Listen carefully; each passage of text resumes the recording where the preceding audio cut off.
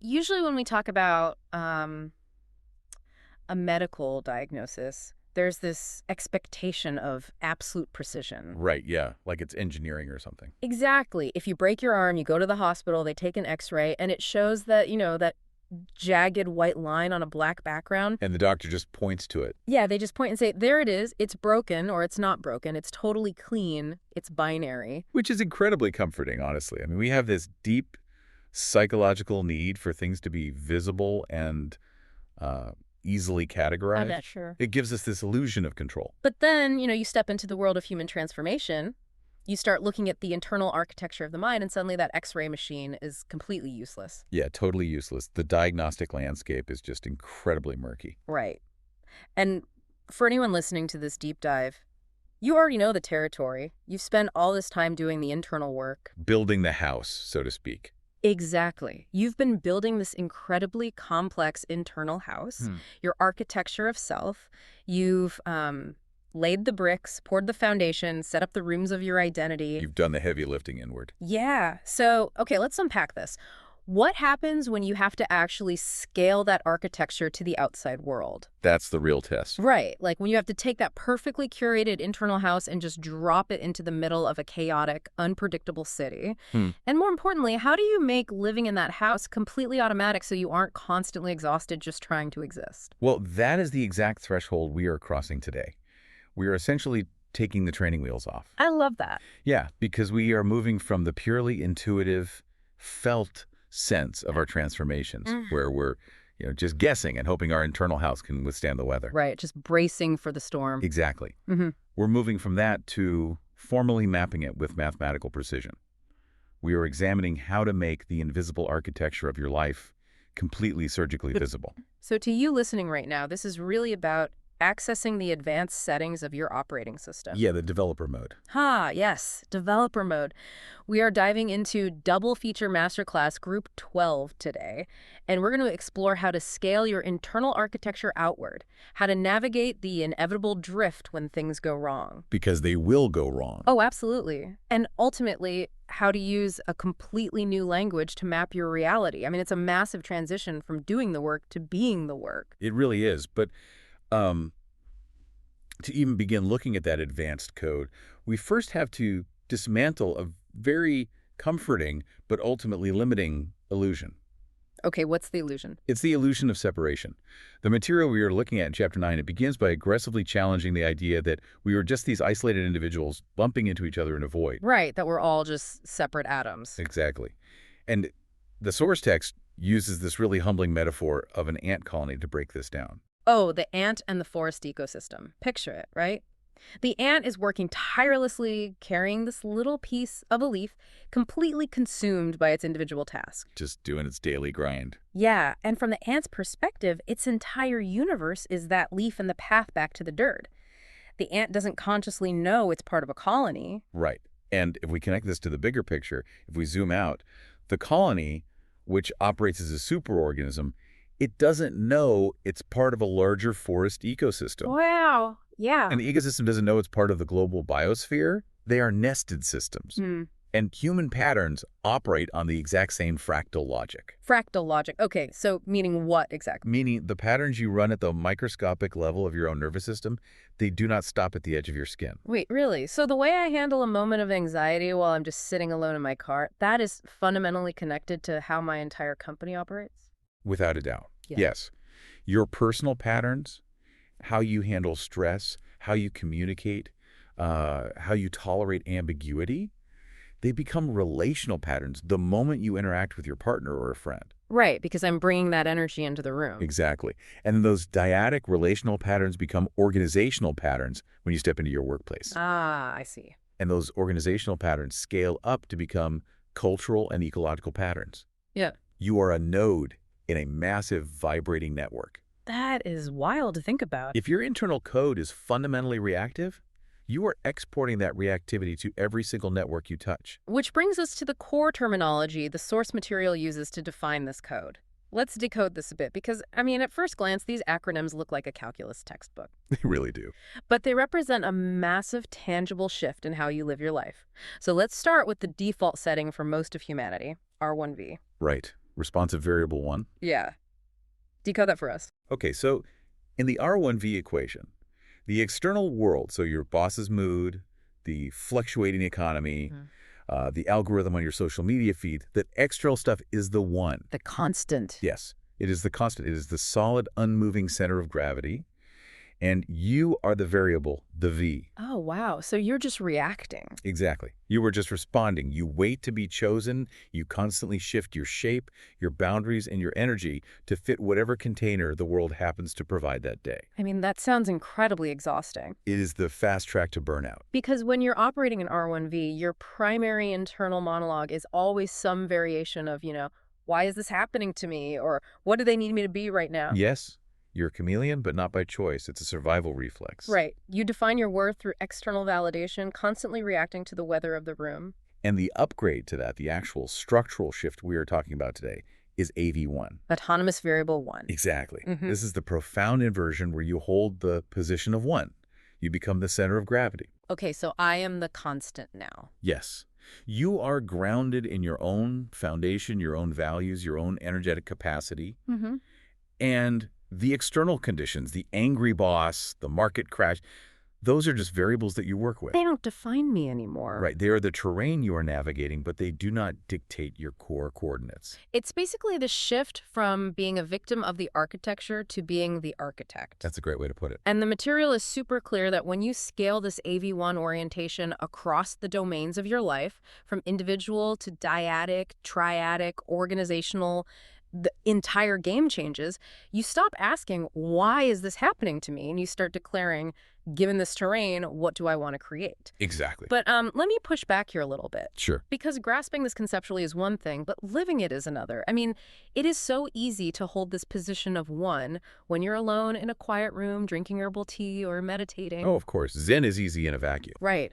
But how do you maintain AV1 when you step into the office and your boss is screaming at you about a missed deadline? The pressure of the world is literally designed to force you back into being a responsive variable. Well, it's the difference between being a thermometer and a thermostat. Okay, I love this analogy. Break that down. So a thermometer is the ultimate R1V. It just hangs on the wall and reacts. Yeah. If the room is hot, the mercury goes up. If the room is cold, it goes down. It has absolutely no agency. It just reflects the external chaos. Yeah, exactly. But a thermostat holds the position of 1. It reads the room.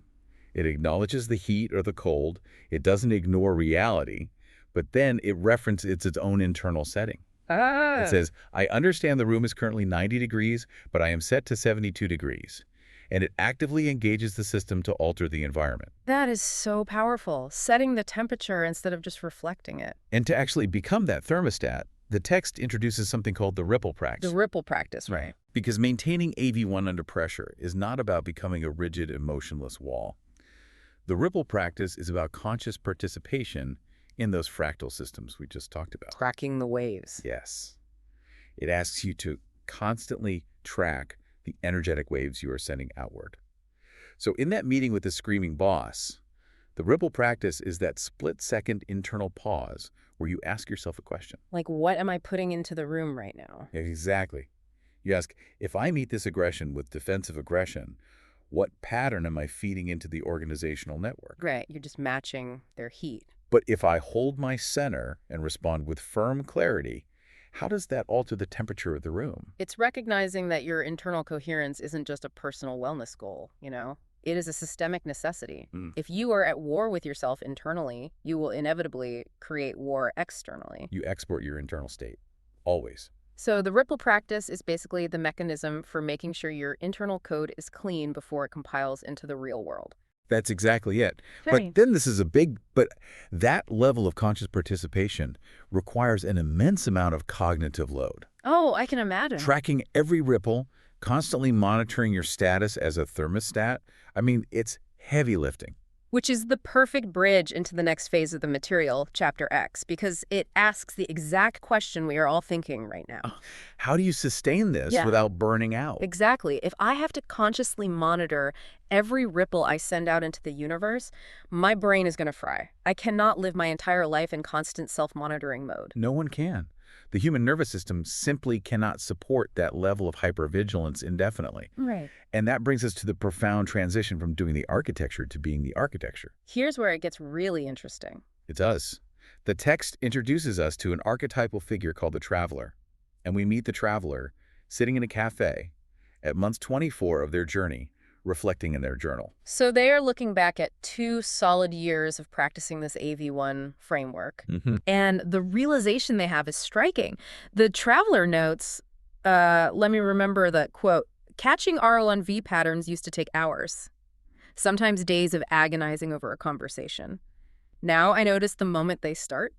Sometimes I feel the contraction before the pattern even fully forms. Yes. It's this incredible moment of shifting from a conscious, effortful practice to a completely unconscious reflex. It's just baked in at that point. It is the defining marker of true mastery. The architecture is no longer a tool you pick up and put down. It is literally the lens through which you see the world. Wow. And to understand the mechanics of how we get to that cafe at month 24, the source material breaks down the psychological progression of learning into the 4 stages of mastery. Let's really dig into these 4 stages because understanding this map is incredibly validating. It really is. So many people feel like they are failing at their own growth when in reality they are just in the messy middle of this progression. Yeah, people are too hard on themselves. So stage 1 is unconscious incompetence. I know what I don't know. The ultimate blind spot. Exactly. In the context of our deep dive, this is a person running pure survival patterns completely blindly. They are living as a responsive variable, a thermometer reacting to everything. Yeah. They're chronically burned out, their relationships are volatile, and they genuinely have no idea why. They lack the fundamental vocabulary to even describe the invisible systems running their lives. It's like they are living entirely in the user interface, staring at the desktop icons, completely oblivious to the massive operating system humming underneath. Perfect analogy. But then something shifts. They get exposed to new material. They listen to a deep dive like this one. They read a book. They engage with a new community. They start doing the internal work. And they transition into stage 2. Conscious incompetence. I know what I need to learn, but I can't do it yet. And this is where the friction begins. Stage 2 is, without question, the most painful and frustrating stage of the entire journey. Oh, it is the worst. Because you suddenly have the vocabulary. You can see the gap between your reactive reality and the AV1 ideal. Right. You can see the peak of the mountain, but you're still in the swamp. Yes, you understand what holding your center means conceptually, but applying it in real time feels impossibly clunky. When your partner triggers you, you know you shouldn't react defensively, but your nervous system just hijacks you anyway. It's agonizing because you have the awareness, but you completely lack the capacity. And people constantly quit at stage 2. You do. All the time. They think, I know all the theory, I've read all the books. Why am I still yelling at my kids? Why am I still shrinking in meetings? I must be fundamentally broken. And it's a tragic misinterpretation of the learning process. The text is very explicit here. Stage 2 is not failure. Say that again for the people in the back. Stage 2 is not failure. It is the crucible of learning. The sheer discomfort of the gap between knowing and doing is the actual mechanism of transformation. The friction is the work. Exactly. If you can tolerate that friction, if you just keep running the reps, you eventually break through to stage 3. Conscious competence. I can do it, but it requires effort. Right. This is the active thermostat phase. You can hold your boundaries, but it takes bandwidth. You have to take a deep breath before you speak. You have to actively rehearse the conversation in your head. You probably have to set alarms on your phone to remind yourself to check your posture and your breathing. Totally. The architecture works. You are holding the position of 1, but it requires your full, undivided, conscious attention. Which brings us to the final destination, stage 4. Unconscious competence. This is the traveler in the cafe. Month 24. Yes. Alignment is no longer an activity. It is your baseline operating system. Your nervous system has completely integrated the new structures. You don't have to think about it anymore. Right. You don't have to consciously think about holding a boundary. Your body naturally asserts it because your identity has fundamentally shifted. And there is a wild paradox to mastery that happens at stage 4. Because the competence feels so incredibly normal and integrated, you actually forget how far you've come. You really do. You forget the agony of stage 2. It's the classic experience of learning to drive a manual transmission car. Oh, think about the physical and cognitive overload of those early driving lessons. Yes. When you first learn to drive stick, that is peak conscious incompetence.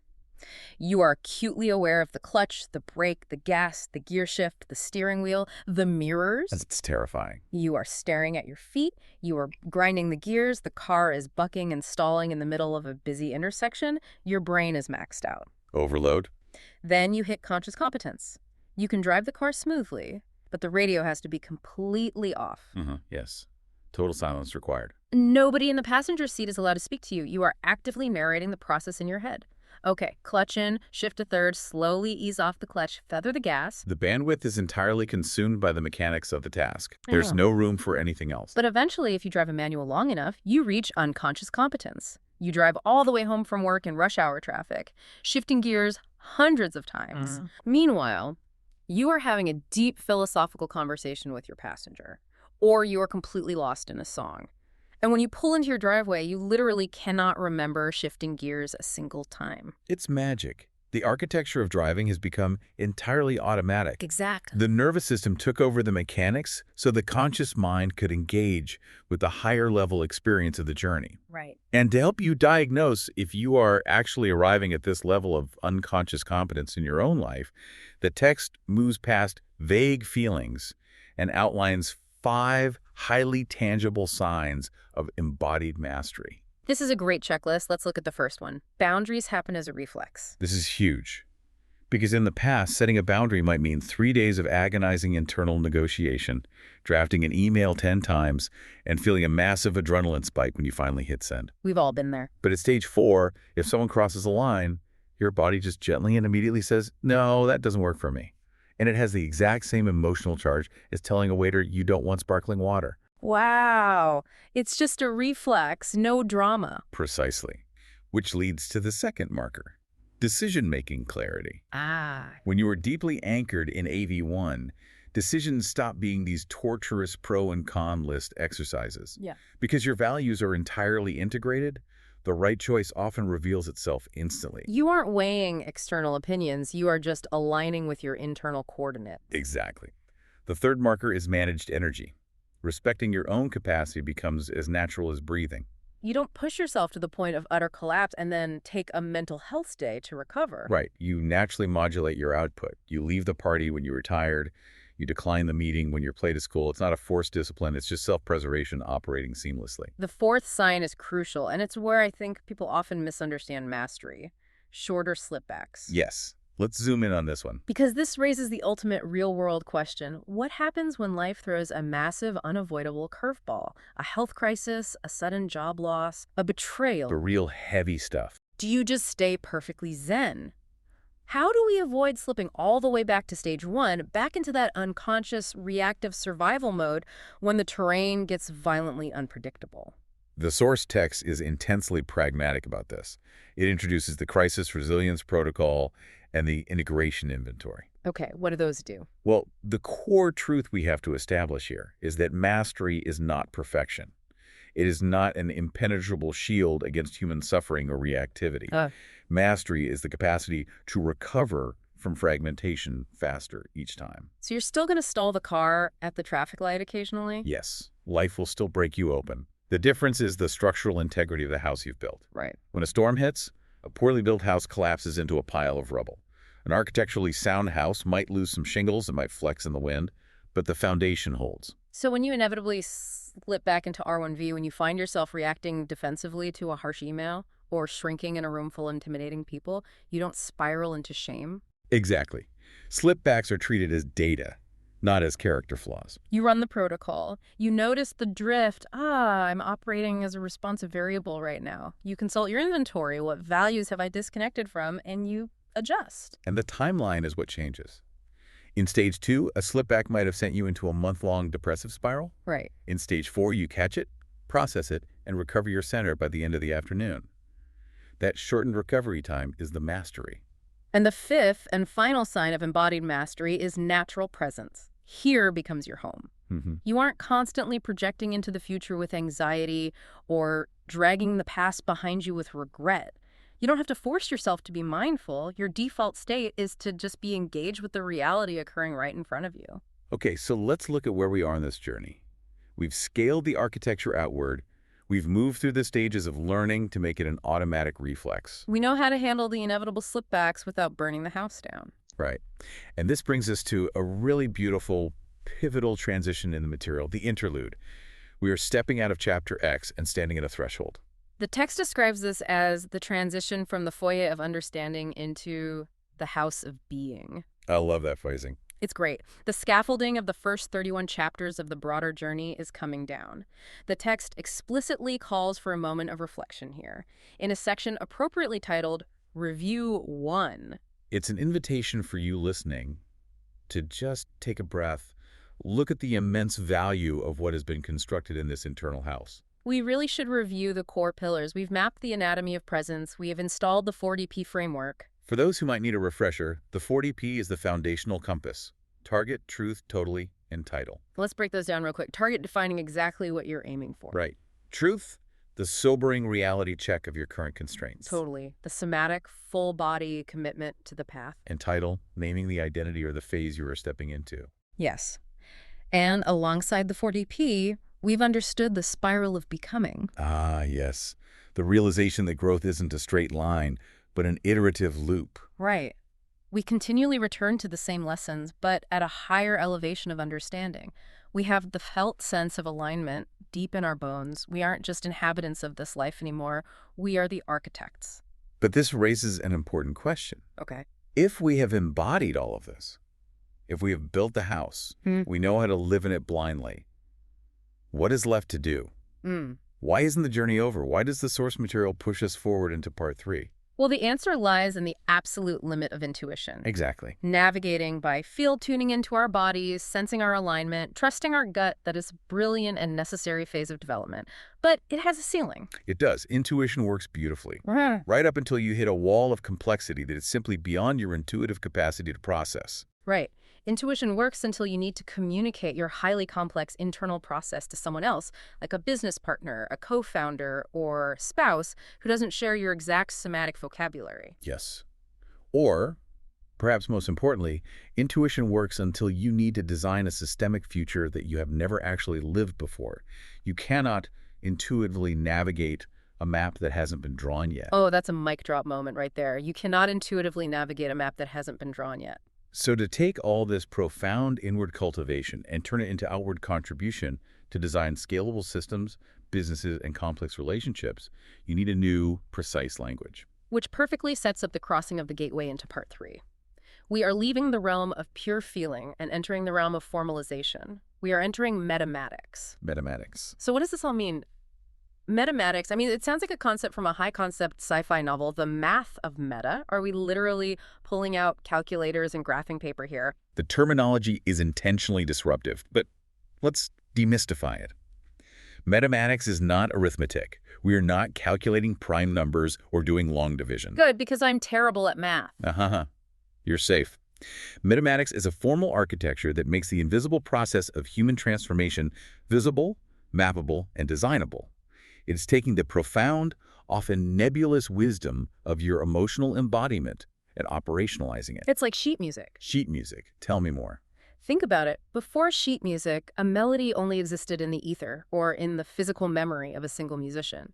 But once you formalize music into notes on a staff, you can hand that sheet music to an orchestra of 80 people who have never heard the song, and they can play it perfectly together. Oh, that is a perfect analogy. Metamatics is basically the sheet music for your life's operating system. Yes. It allows you to write down the structure of your reality so you can consciously debug and design it.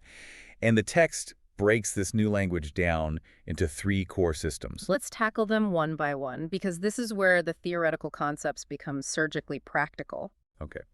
System 1 is called pseudo-algebraic concept mapping.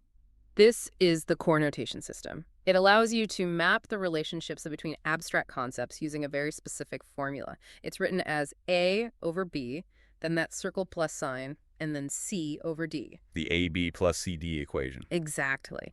Now, I want to spend some real time breaking down these variables, because once you understand this equation, you will start seeing it everywhere in your daily life. Let's start with A and C. These are called iterators. Think of iterators as the raw content. It is the active ingredient you are bringing to the table.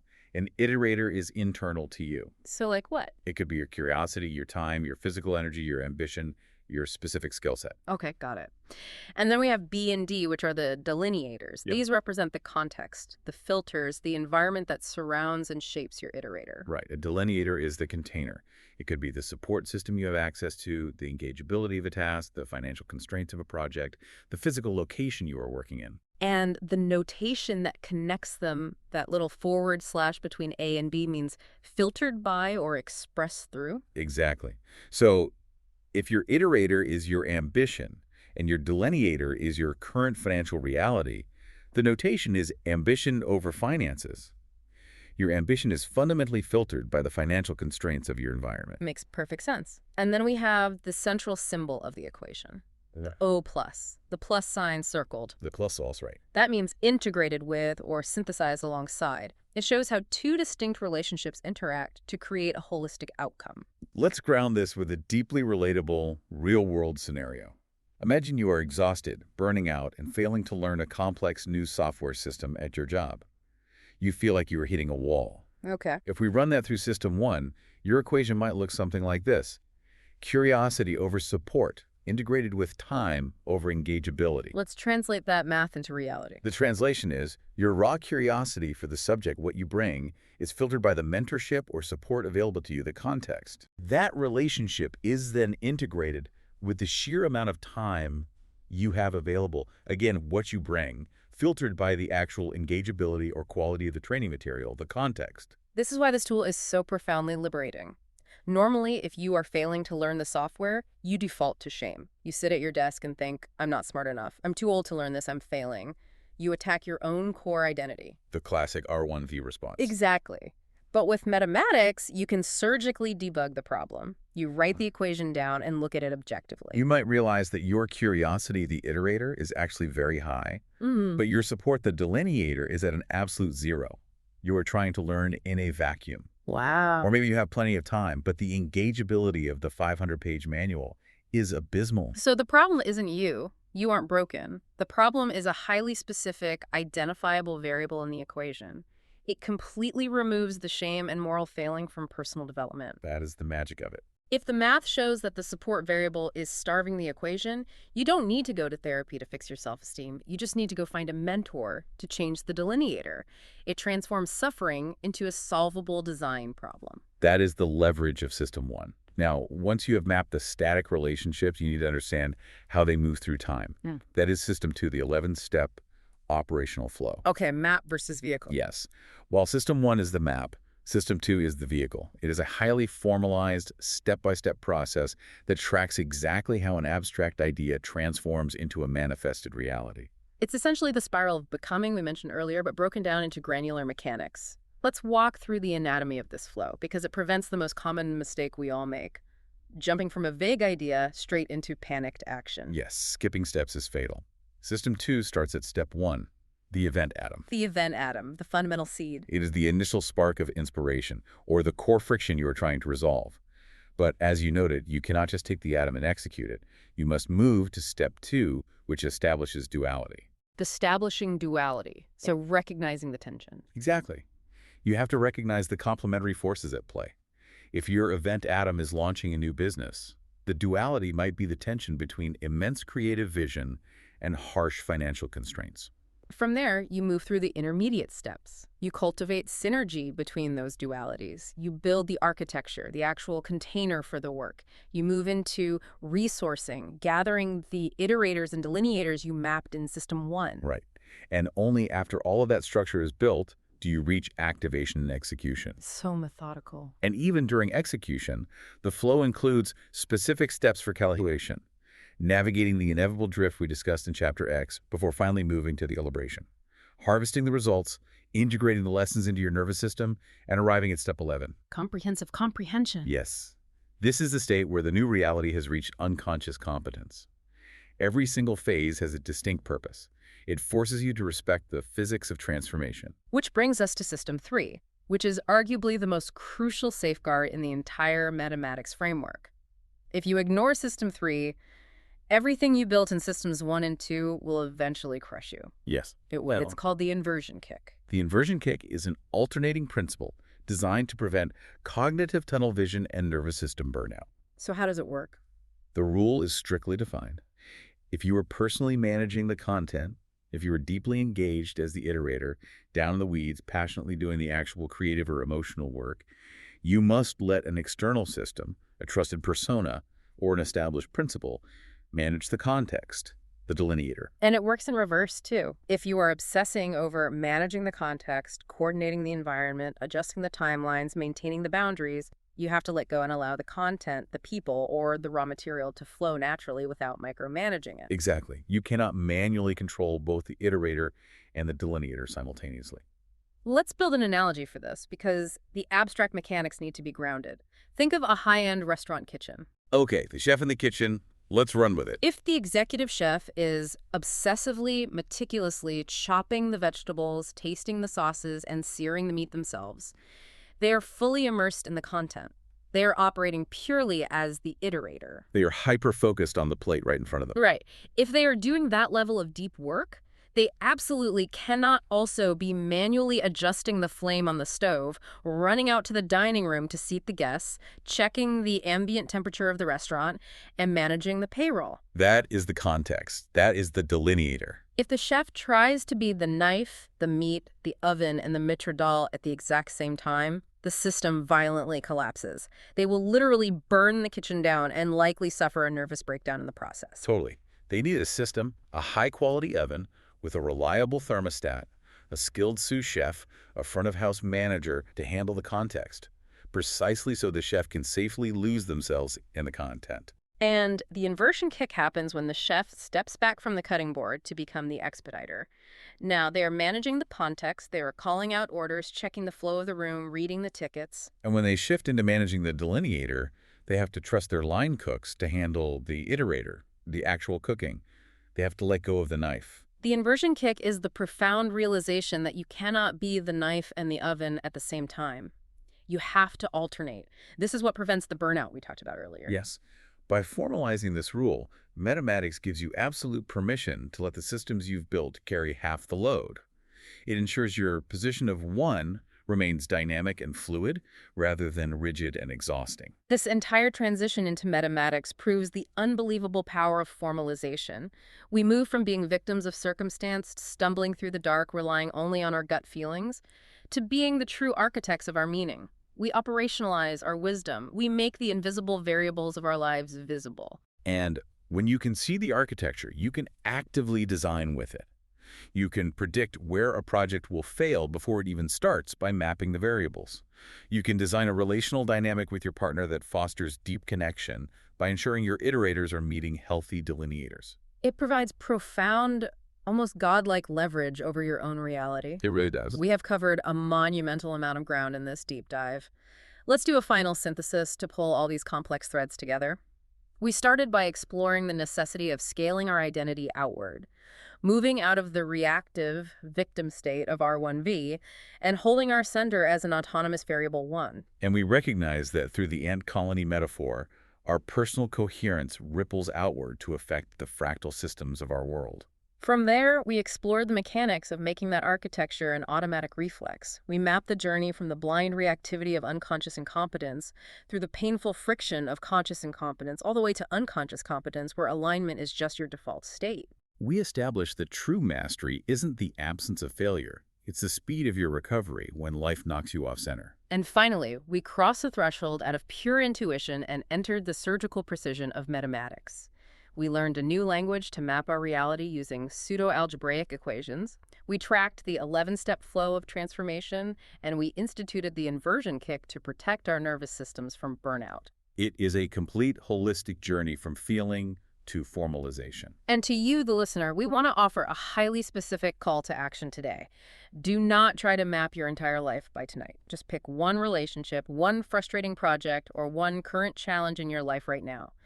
Grab a physical piece of paper and try to view it as a System 1 equation. Ask yourself, what are you bringing to this situation? What is your iterator? Is it your time, your energy, your specific desire?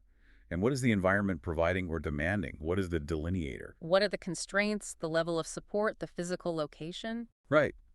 Write those two things down with a slash between them.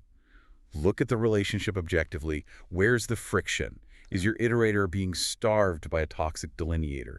Debug the math. Just that one simple act of formalizing a frustration can completely change your relationship to it. And as we wrap up, I want to leave you with one final, lingering thought drawn directly from the text's conclusion on the nature of mastery. It's a helpful thought. The source material reminds us, you are not separate from the transformation. You are not just achieving mastery, you are becoming mastery itself. Wow. The math of your life is not a static equation carved in stone. It is a living, breathing algorithm that is constantly updating with every choice you make. And the remote control, the absolute admin access to the code, is literally in your hand. The architecture is alive, and so are you. You've built the internal house. You know why the X-ray machine fails, and you now have the exact blueprint to map the invisible. So the only question left to answer is, what will you code tomorrow? Thank you so much for joining us on this deep dive. The source code is wide open for you to explore. We'll see you next time.